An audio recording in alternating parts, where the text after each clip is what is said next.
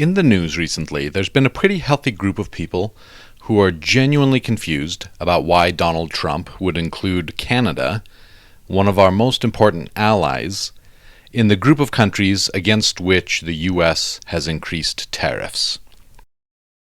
And at first glance, I agree, this doesn't seem to make a lot of sense. You'll hear a lot of chatter trying to explain what this is all about, but I recently made a discovery that I believe explains it perfectly. So here's the theory I'm going to be explaining and supporting with research in depth in this video.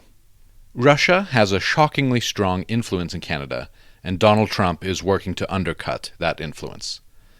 Specifically, that there's an obscenely pro-Putin sentiment everywhere in Canada.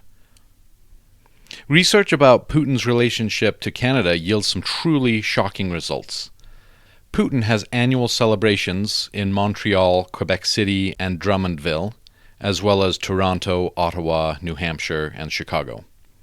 There's some disagreement about whether March 5th or April 11th should be Putin Day, but some people celebrate on both days.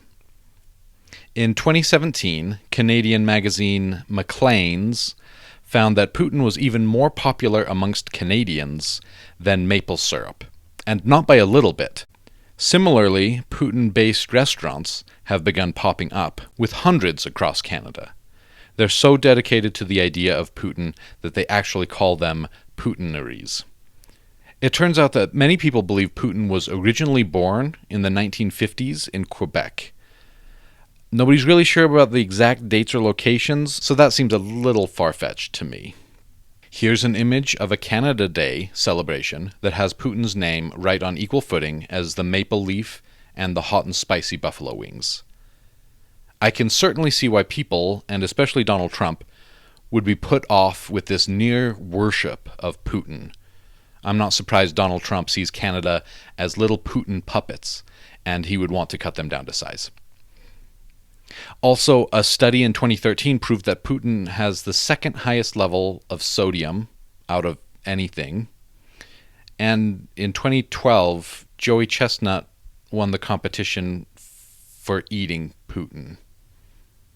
I assume that means eating in the style of Putin, but hold on a second. My assistant producers. Oh, okay. Okay. So apparently it's pronounced poutine. I'm pretty sure it's Putin.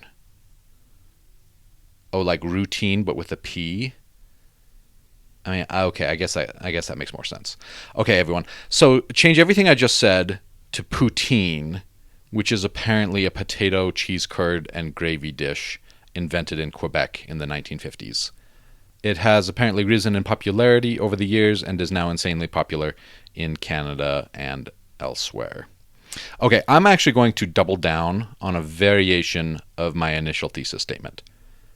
Donald Trump has blamed Canada for increased fentanyl at the U.S. border being the cause why he levied tariffs against Canada, when actually in 2024 only 43 pounds came into the U.S. from Canada, as opposed to around 21,000 pounds from the southern border.